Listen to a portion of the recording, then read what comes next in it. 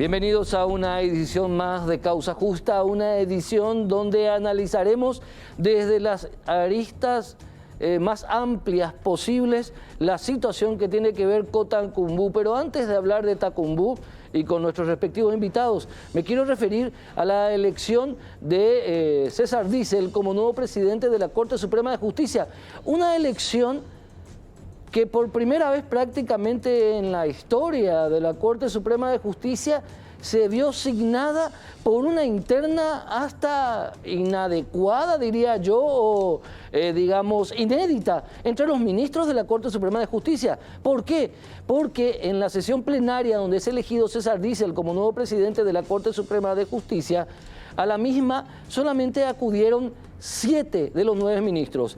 2 de los 9 ministros estuvieron ausentes. Por un lado, el doctor Manuel Ramírez Candia, quien el doctor Manuel Ramírez emite una justificación en donde acusa directamente de que la elección de César Diesel tiene que ver con una maquinación política.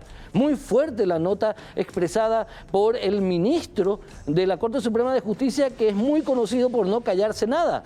Y también, por otra parte, Gladys Vareiro de Módica tampoco acudió, ni siquiera dijo por qué. Gladys Vareiro de Módica se jubila a finales de este año e incluso se había comentado que por su voto a favor de otro candidato o de este candidato le habían ofrecido hasta incluso la posibilidad de ser embajadora cuando deje el cargo de ministra de la Corte Suprema de Justicia. Cosas que se comentan. Otras cuestiones que se comentan al interior del Poder Judicial sobre esta elección del ministro César Diesel, que esperamos contar con él en su calidad de presidente de la Corte Suprema de Justicia acá en Causa Justa, es que dentro de la plenaria, de los 7 ministros presentes, 2 votaron en blanco. Se comenta y se dice que los que votaron en blanco, uno de ellos fue el propio doctor César Garay Zucolillo, que fue electo como vicepresidente primero de la Corte Suprema de Justicia.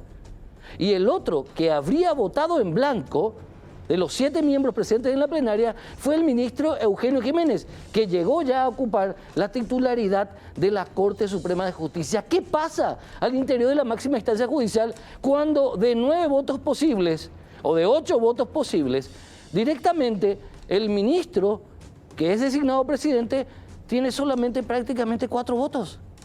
¿Qué pasa con la institucionalidad al interior de la Corte Suprema de Justicia? ¿Es positivo esto? Evidentemente que no. ¿Cómo va a enfrentarse César Diesel esta presidencia suya, este mandato suyo, cuando uno de sus compañeros, el doctor Manuel Ramírez Candia, acusa y señala que su elección tiene que ver con maquinaciones políticas? Esperemos a ver qué pasa al interior de la Corte Suprema de Justicia, porque de lo que pasa al interior de la Corte Suprema de Justicia se refleja siempre en el servicio de justicia de alguna u otra manera. Y nosotros necesitamos un servicio de justicia absolutamente confiable. A la vuelta del corte vamos a tocar in situ todo lo que tiene que ver con Tacumbú.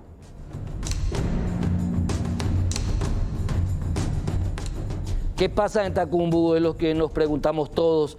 La jornada del día de ayer, primero bien temprano en la mañana y luego ya la tardecita noche, tuvo en el centro penitenciario de mayores un foco de atención por múltiples situaciones, por múltiples hechos, por una situación donde incluso derivó después en el homicidio de un total de 7 internos del penal de Tacumbú. ¿Qué pasa en la cárcel de Tacumbú? Lo que le queremos preguntar al doctor Rubén Maciel, quien es el viceministro de Política Criminal del Ministerio de Justicia. ¿Cómo estás, viceministro? Gracias por estar con nosotros, doctor. Bienvenido.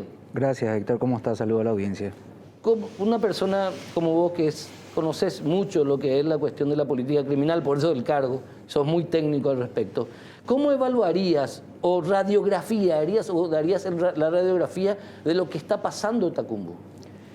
Bueno, haciendo como una síntesis, yo te diría que lo que eclosionó ayer fue a consecuencia de las acciones que está tomando concretamente la ministra, el Ministerio de Justicia, para romper un poco ese statu quo que hay en el sistema penitenciario y particularmente en la penitenciaría de Tacumbú.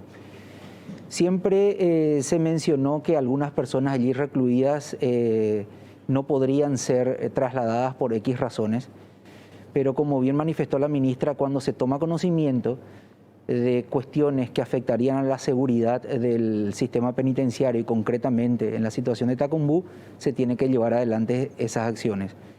Lo que fue en principio como detonante de todo esto fue el traslado de una persona a la agrupación especializada, una persona que tiene un alto perfil y que también contribuye a mantener ese grupo de personas privadas de libertad que denominamos pasilleros porque no tienen un lugar concreto donde ubicarse y tampoco ellos tienen la voluntad porque prefieren estar de ese modo, la mayoría consumidores de sustancia, concretamente crack, que son prohibidos por estas personas, ¿verdad?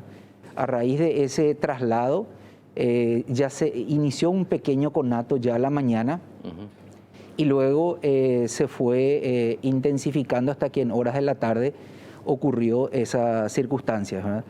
Así que haciendo una síntesis sería eso, ¿verdad? La eclosión de ese intento real de querer romper con ese statu quo que implica la participación de personas privadas de libertad vinculadas a la criminalidad organizada, vinculadas también a un sistema de corrupción que obviamente implica a agentes y funcionarios penitenciarios, que hace que Tacumbú sea como una institución de muy difícil intervención. El hecho de que ahora esté reduciéndose la población porque ya está con un cierre administrativo, eso de a poco va contribuyendo a mejorar no solamente los demás servicios, sino también el control. Pero aún estamos con una sobrepoblación muy importante. Ahora, ¿cómo podríamos caratular lo de ayer martes? Porque por un lado está el reclamo de estos ciudadanos expresado este reclamo por un vocero, una persona que está adentro cumpliendo una condena en una parte y un proceso en otra parte por, digamos, tortolero. O sea, es una persona que tiene un perfil bajo con respecto a lo que es la estructura de poder dentro de Tacumbú, ¿verdad? Más allá de cómo se expresaba. Después está la cuestión de los asesinatos, o sea, 7 personas que murieron, 3 de ellas decapitadas, de los cuales 5 no tenían condena firme. Y después está la cuestión política que se comenta, en donde incluso hay un senador como Martín Arévalo que dice de que le ofrecieron el cargo de Cecilia Pérez. Y eso lo cuenta la propia ministra Cecilia Pérez. Todo eso, ¿cómo debería ser evaluado? ¿Hay que dividir las aguas al respecto, viceministro? Claro, todo fenómeno tiene diferentes aristas, ¿verdad? Tiene desde el punto de vista de la seguridad, también las implicancias políticas que pueden tener este tipo de acciones, ¿verdad?, que se dan dentro del sistema penitenciario. Por supuesto que todo eso tiene que ser evaluado. En lo que atañe a nuestra función, nuestro principal objeto de análisis en este momento es la parte de la seguridad. Es decir, cómo se procedió y qué fue lo que fue detonando una secuencia de hechos que concluyó con la muerte de 7 personas privadas de libertad. Personas privadas de libertad que corresponden a diferentes pabellones. Sin embargo, el día de hoy, con la presencia del Mecanismo Nacional de Prevención de la Tortura, se verificó que en los demás pabellones no hay ni un solo herido de personas privadas de libertad. Las personas heridas están relacionadas a este grupo de pasilleros, cuyos líderes fueron los que se manifestaron incluso también ante la prensa, y lo relacionado a un sector, un pabellón concreto vinculado a un grupo. Entonces, todos esos son elementos que tenemos que analizar, incluso ver en qué momento se produjeron esas muertes. Todavía tenemos que determinar en qué parte de la penitenciaría se llevó a cabo eso, en qué momento. Con los informes médico forenses se va a poder determinar o al menos aproximarse al momento en que se produjo la muerte de estas personas. Todo eso nos va a dar mucho más elementos de análisis y de poder ver qué implicancia tuvo y qué implicancia puede llegar a tener. Ahora, con respecto a lo político, ¿hay algo que decir al respecto? Donde sale el propio vicepresidente de la República a decir, a hacer críticas directas contra la ministra y a señalar que no tiene nada que ver con un posible cambio de cargo o pedido de cambio de cargo.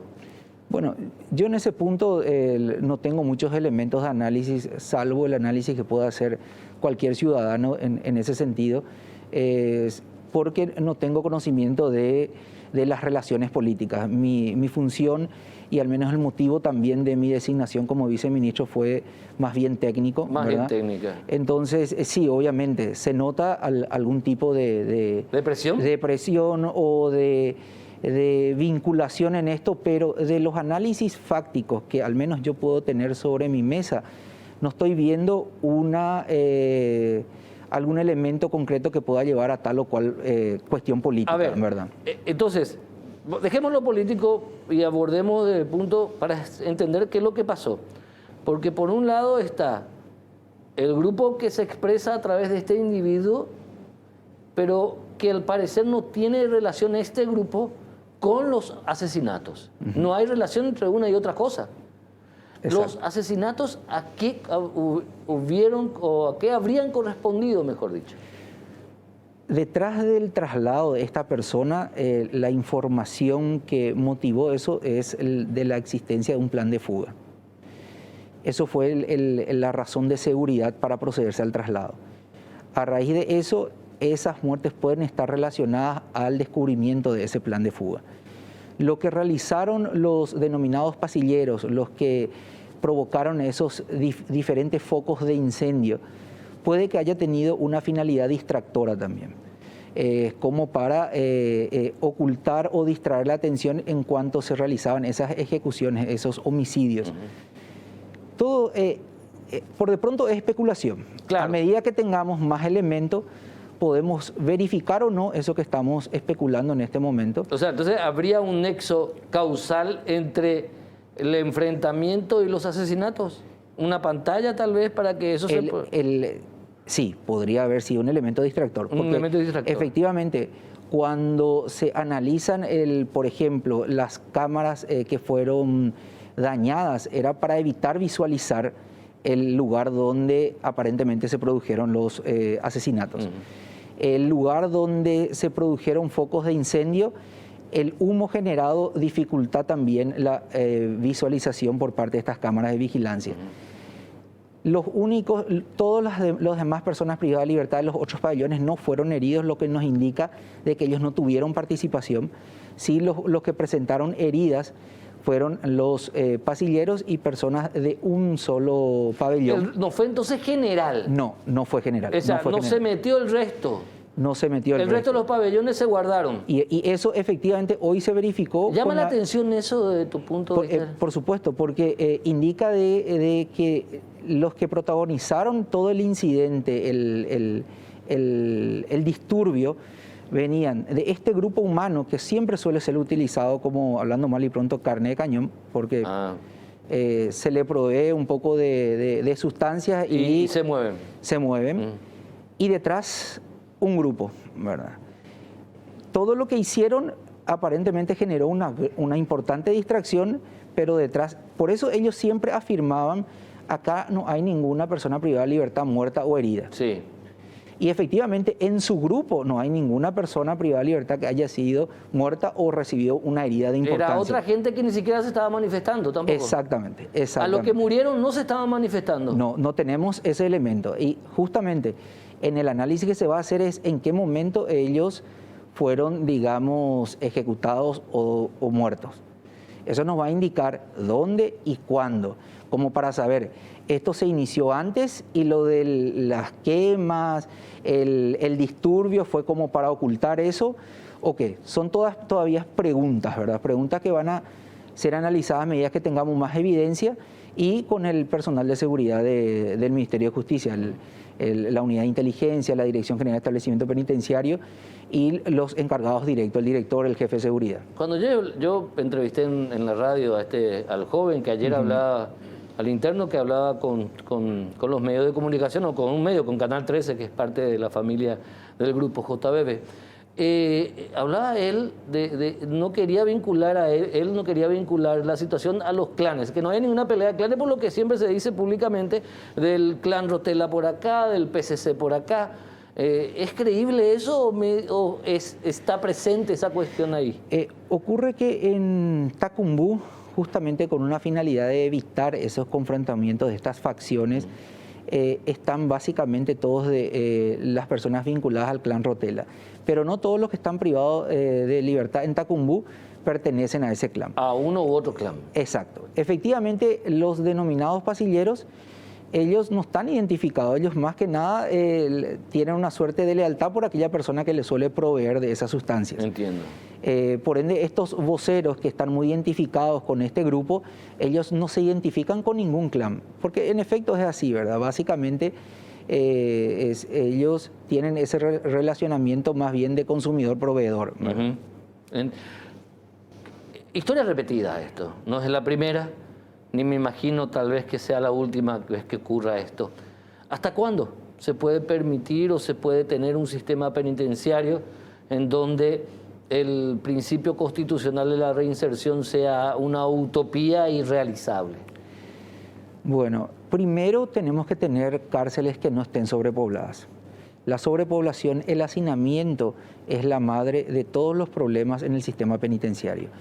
El hacinamiento impide proveer una adecuada alimentación, impide proveer un buen servicio sanitario y dificulta también una provisión de higiene, ¿verdad? Por otra parte, el control se ve muy resentido. Si tenemos en cuenta, Tacumbú tiene aproximadamente 2.400 personas privadas de libertad. Hay 3 grupos de guardia y cada grupo de guardia está conformado por 50 personas. Entonces vemos que la relación del control es de un agente penitenciario por 48 personas privadas de libertad. Entonces tenemos varias cuestiones derivadas del hacinamiento. Y para solucionar el hacinamiento implica una acción conjunta, porque nosotros somos como un hogar colectivo en donde no tenemos derecho de excluir. Recibimos a las personas que vienen con una orden de prisión preventiva. Si bien el Código de Ejecución Penal tiene un artículo que dice que el director de un centro penitenciario puede negarse al ingreso de una persona cuando su capacidad excede, en la práctica, si se lleva a cabo eso, nuestros directores van a terminar imputados por desacato de orden judicial. Hay una contradicción jurídica entonces. Exacto. Entonces, un problema, ¿y cuál es el problema del hacinamiento? Es la gran cantidad de personas privadas de libertad que tenemos. Un 76% de nuestra población penitenciaria son prevenidos y solamente el 24%... De los 7 fallecidos, creo que solamente dos nomás tienen condena firme. Exacto, que te refleja esa proporción, que te refleja básicamente esa proporción.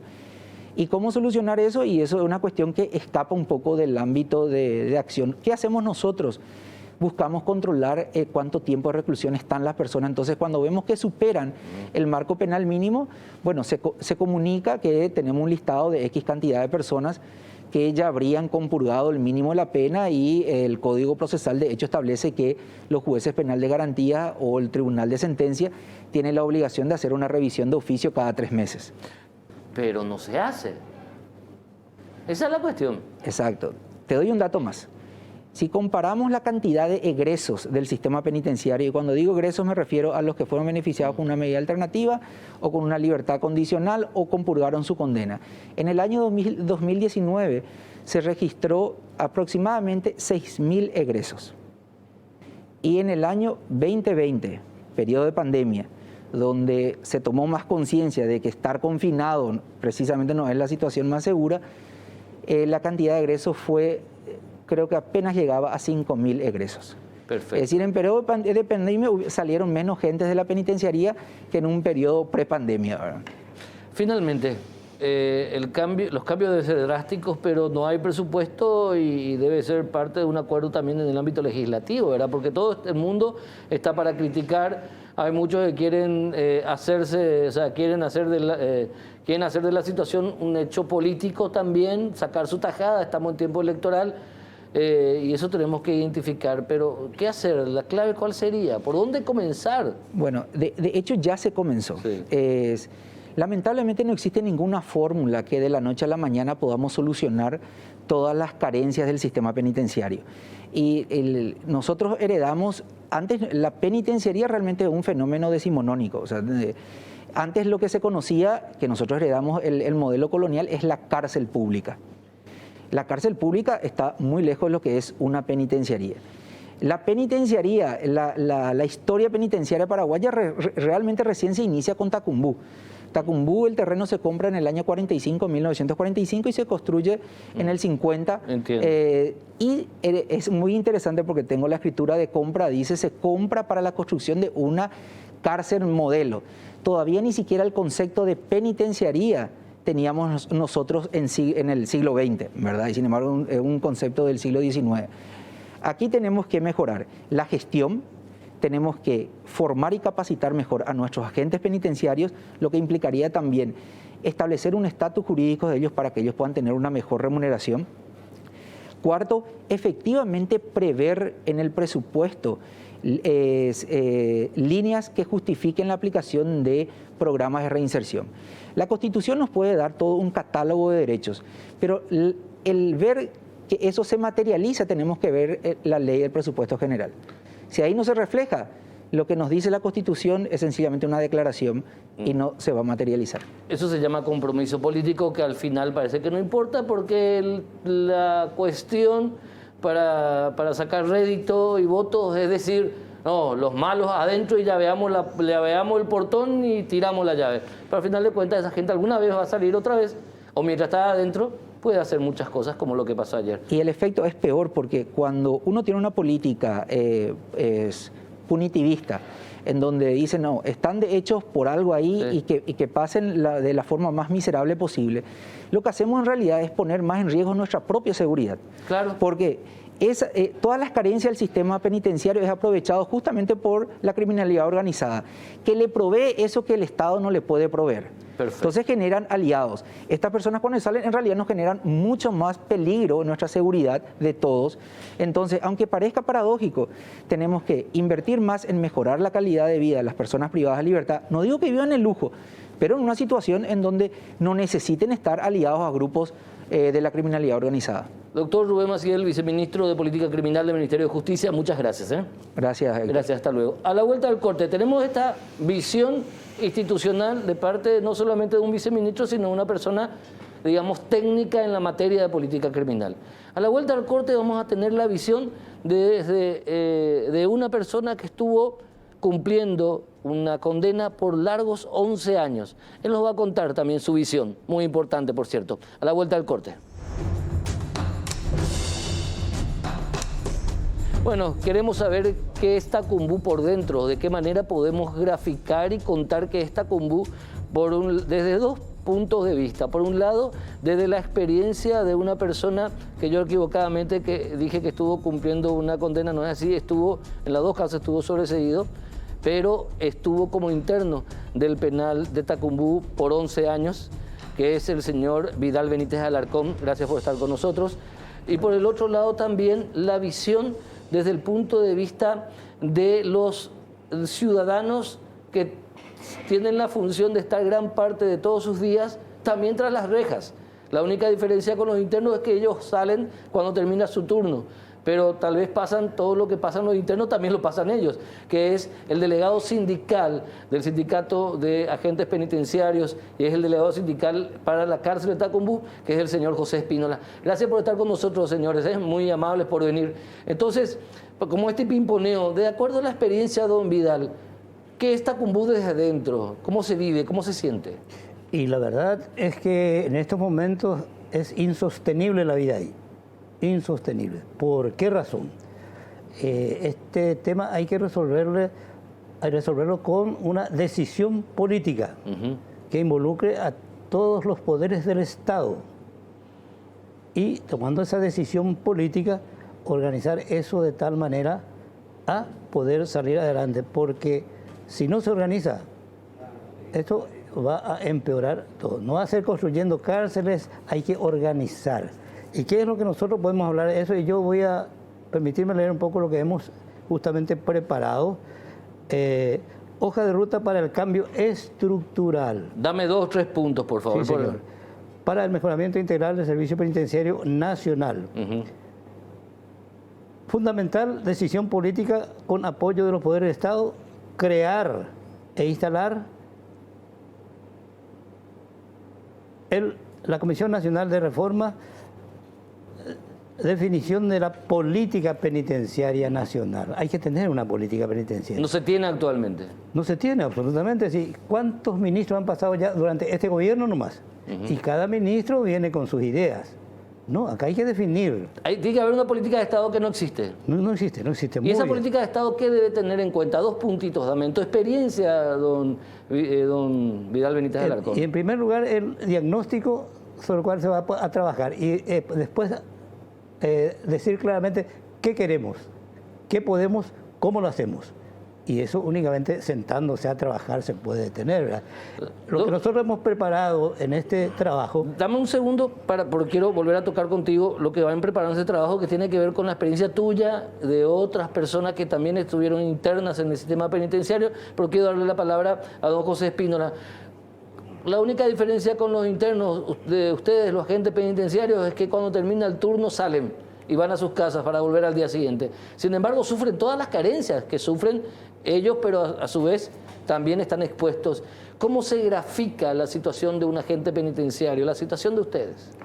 Bueno, la situación nuestra como funcionario penitenciario con 23 años de antigüedad es, como dice acá el doctor, desde que nació la penitenciaría hasta hoy, estamos en una precariedad y cada año es más precario.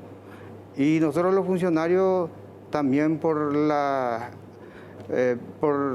el sistema, no tenemos una ley que nos avale, un respaldo jurídico en la cual nosotros no podemos proteger. Por eso las penitenciarías están abarrotadas y están con funcionarios precarios también, porque no tenemos una escuela penitenciaria actual. ¿No están capacitados muchos de tus compañeros? No estamos capacitados, como le digo, en títulos, universitario o bachiller. Antes se exigía el servicio militar obligatorio para que un funcionario sea guardia cárcel. Hoy día ya te exigen el bachiller o un título, por lo cual es de medida de urgencia que exista una escuela penitenciaria para que el funcionario penitenciario, cuando van a venir entrando, ya tengan una base de lo que es la penitenciaría. Porque es un mundo aparte. Las reglas de afuera, dentro de las penitenciarías, no funcionan, don Vidal. No funcionan, y en nuestro trabajo también se contempla tener la escuela de formación y capacitación del personal penitenciario que pueda dar que sea una tecnicatura de 3 años, ¿verdad? Con su programa de estudios, donde se contempla claramente la parte de seguridad y la parte administrativa. Nosotros hemos elaborado con el doctor Galeano Perrone, Horacio, y un técnico chileno, digamos, el programa que se tiene que seguir en esa escuela de formación y capacitación, ya con sus grados y con sus jerarquías, de tal suerte que se vaya respetando los años de servicio y cada uno de ellos tenga la verdadera formación para atender bien. En las condiciones actuales, imposible. Y ni hablemos, don José Espínola, ni hablemos de que ustedes están expuestos a situaciones de inseguridad, ni hablemos de la cuestión de corrupción también, porque muchos de tus compañeros cayeron también en la corrupción. Lógico, no niego que la corrupción existe, y eso existe en lo político, en lo familiar, en todos los ámbitos. Es lógico, es una naturaleza que el más débil va cayendo en esa delincuencia, ¿verdad? No niego eso, pero la penitenciaría, es decir, el funcionario en sí, hoy día, por el salario amigo que uno está cobrando, 1.800.000 guaraníes, a 2 millones, a 3.800.000 guaraníes. Es lo máximo que gana un agente penitenciario. 3.800.000 guaraníes es el que más gana. El antiguo, el que tiene ese salario. Y ¿cuántos años tiene que pasar para que un agente penitenciario gane 3.800.000 guaraníes? Le digo que hace 13 años que no tenemos aumento de salario. 13 años. Y de repente viene un cambio administrativo, un presidente, y alza el salario. Pero normalmente no nos alza. Como te estoy comentando, hace 13 años que no tenemos, y solamente teniendo una ley orgánica penitenciaria en la cual hoy actualmente está en diputado, tenemos media sanción en el Senado. En diputado. En diputado ya hay media sanción. Y un punto a tocar que es el presupuesto que están tocando, que creo que en este marzo van a debatir en diputado. Pero con esa ley nosotros vamos a jerarquizarnos y vamos a ganar lo que corresponde como el trabajo indica. Y como todos saben, lo que pasó ayer en Tacumbú, necesitamos que el salario vaya aumentando más para los compañeros. ¿Qué pasó ayer en Tacumbú? Realmente. Realmente, José, vos que trabajás en Tacumbú, José, don José Espínola, ¿qué pasó en Tacumbú ayer? Y eso normalmente, para nosotros es normal lo que pasó ayer. Sucede todos los días. Ayer se dimensionó un poquito más por un traslado y se llegó a negociar, terminó, y por un motivo que no sabemos de cómo vino de adentro, explotó. Explotó otra vez la tardecita. Explotó. Pero las penitenciarías en sí, en la mayoría, están en jaque, están por explotar. Así como explotó ayer Tacumbú, puede suceder en cualquier... ¿Por qué? Y las cárceles ya no dan abasto, está superpoblado. No hay lugar para dormir, no tienen una vida como realmente tiene que tener dentro de las penitenciarías. Duermen en los pasillos, no comen bien algunas veces, y son pequeños problemas que se van amontonando para que eso explote. Especialmente la superpoblación que hay en todas las penitenciarías. Don Vidal. Sí, señor. ¿Qué más agregar dentro de esto que dentro llamamos, de ese contexto? En ese contexto. En la ley de ejecución penal se contempla las clases de cárceles que tiene que haber. Máxima seguridad, mediana seguridad y a cielo abierto, de acuerdo a la conducta de cada uno y a la, digamos, y al hecho por el cual fue procesado o imputado o condenado también. Sí, sí. Tienen que tener las cárceles una capacidad máxima de 500, ideal 300 internos. Y entonces con todo eso se puede ir manejando mucho mejor. El tema de la mezcla de personas que son prevenidas y condenadas no existe. Ahí están todos juntos. Todos juntos, entonces uno aprende ahí lo que, lamentablemente, ¿verdad? Es una universidad. Es una universidad, como se dice, ¿verdad? Pero hay que hacer y hay que establecer la política penitenciaria nacional. Este trabajo que tenemos podemos analizar con las autoridades. Yo creo que la ministra actual tiene bastante... experiencia. Tiene bastante fuerza, ¿no? Me parece que está trabajando bien, pero dentro de todas esas limitaciones. Entonces ella está un poco... no puede cumplir con su objetivo de mejorar eso. Pero si no se toma una decisión política de corregir todos estos problemas, esto va a continuar y puede empeorar. ¿Cómo podría empeorar lo que dice don Vidal Benítez Alarcón? ¿Cómo podría empeorar? ¿Podría ser peor esto? Obviamente es una pregunta capciosa, ¿verdad? Está empeorando y va a empeorar más si no se da una reforma penitenciaria. Pero una reforma penitenciaria puede llegar a tardar un poco. Y presupuestaria, justamente, edilicia, legislativa, puede llegar a tardar. Justamente eso, por eso tenemos una media sanción en diputado por la ley orgánica penitenciaria, en la cual nosotros los funcionarios vamos a dignificarnos y tener un salario como corresponde. Pero, no te preocupes. Y si no existe una ley, un respaldo jurídico, la corrupción va a existir siempre. Siempre va a existir, porque siempre va a haber un débil, el que un interno le compra al funcionario. Entonces, teniendo ese respaldo, ya va a haber un escalafonamiento de salario en la cual nosotros vamos a estar tranquilos y vamos a entrar y salir como corresponde. Y en esa ley existe el seguro de vida, el salario, un seguro médico después de la jubilación, después de jubilarte, y los beneficios que corresponde, como se notó ayer. Hablando de beneficio, le quiero orientar.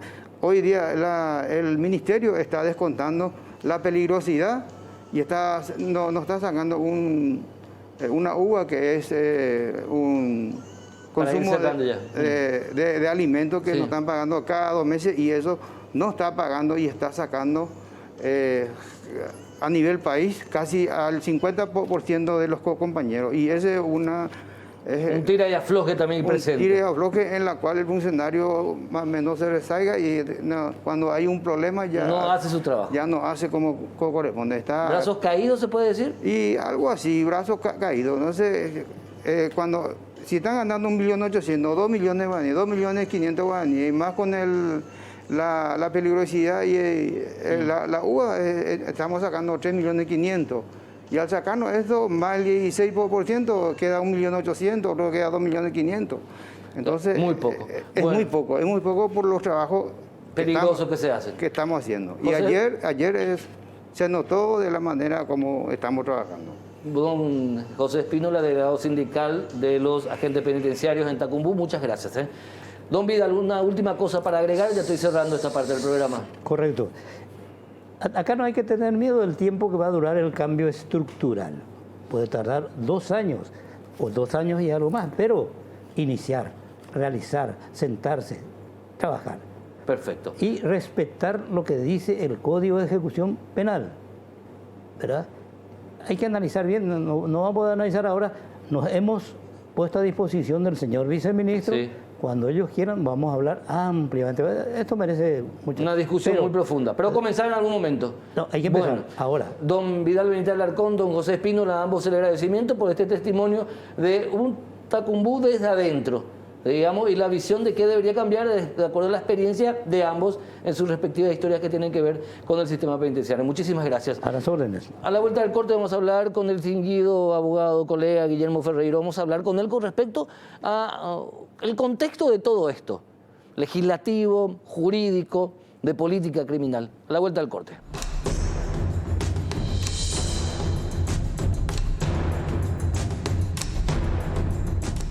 Llegamos al final del programa con la grata visita del doctor Guillermo Ferreiro, colega abogado, penalista por cierto, y una persona que tiene, digamos, siempre una crítica muy puntual y hasta clarificadora cuando habla de el sistema jurídico que rodea al sistema penitenciario, por así decirlo.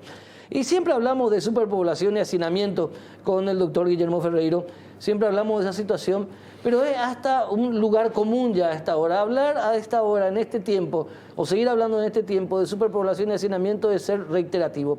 Yo quiero ir un poquito más allá, yo quiero ir a lo que hace a que haya superpoblación y hacinamiento, y que es la inobservancia o hasta incluso, si me permitís, doctor Ferreiro, el desconocimiento incluso, o la no aplicación directamente de tal vez uno de los códigos más modernos que tiene el sistema jurídico paraguayo, que es el Código de Ejecución Penal. Realmente, ¿por qué no se aplica el Código de Ejecución Penal como corresponde en nuestro país, doctor? A ver, todo el sistema judicial ha venido derogando todas las normas que establecen cómo debe operar desde que se inicia un proceso, desde que una persona es indiciada, denunciada, imputada, acusada, llevada a juicio oral, condenada y cuando debe empezar a cumplir su sentencia. ¿Por qué lo ha hecho? Y no hay un solo motivo, son muchas causas, ¿verdad? Falta de voluntad, corrupción de la que conocemos, que es por dinero, y también corrupción conceptual, corrupción ideológica, ¿verdad? Y lo que ha venido haciendo el Poder Judicial, para mí el gran responsable de todo esto es el Poder Judicial, porque el Poder Ejecutivo ha tenido buenos y malos cada vez que esto explota, les explotan las manos. Hoy tenemos una ministra que tiene un gran prestigio, que es muy difícil en Paraguay tener tantos años en la función pública y tener el prestigio que tiene Cecilia Pérez, ¿verdad? Sí. Creo que es unánime. Hemos visto en las redes, después de su enfrentamiento, el ataque que fue víctima por parte del defensor del pueblo, el apoyo es de gente de izquierda, derecha, de arriba abajo, de los costados. El término legislativo Paraguay no es un país que tenga malas leyes, lo que no quiere decir que puedan ser mejoradas. Nuestro Código Civil no es malo, nuestro Código Penal no es malo, y así sucesivamente podemos hablar de casi todas las leyes. De hecho, las leyes se copian en el mundo, claro. Y eso es algo bueno, ¿verdad? El mundo ya nos regala, el sistema legal es fabuloso. El problema en este país principal es siempre el Poder Judicial. El Poder Judicial es el que, no sé, por muchos motivos probablemente que hay que analizarlos, ha venido derogando todo lo que la sociedad pacta. Y la sociedad pacta a través de leyes. La sociedad pacta con una constitución que dice somos una república, se presume la inocencia. La Constitución Nacional dice que el Poder Judicial debe llevar el 3% del presupuesto de gasto de la nación. ¿Se cumple? No. ¿Y qué hace la Corte? Siendo la Corte Suprema, ¿acciona de inconstitucional ese presupuesto o organiza la misma Corte todos los años una huelga ilegal? Optan por la ilegalidad. Cuando tienen la herramienta legal, nuestro presupuesto general de gastos es inconstitucional desde el año 92.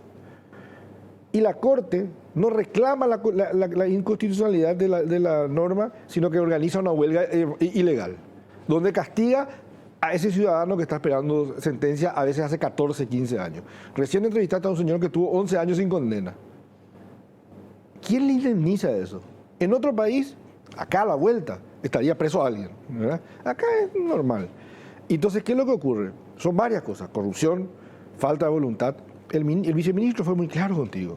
Si están las leyes, pero no hay presupuesto, este es un tema básicamente presupuestario.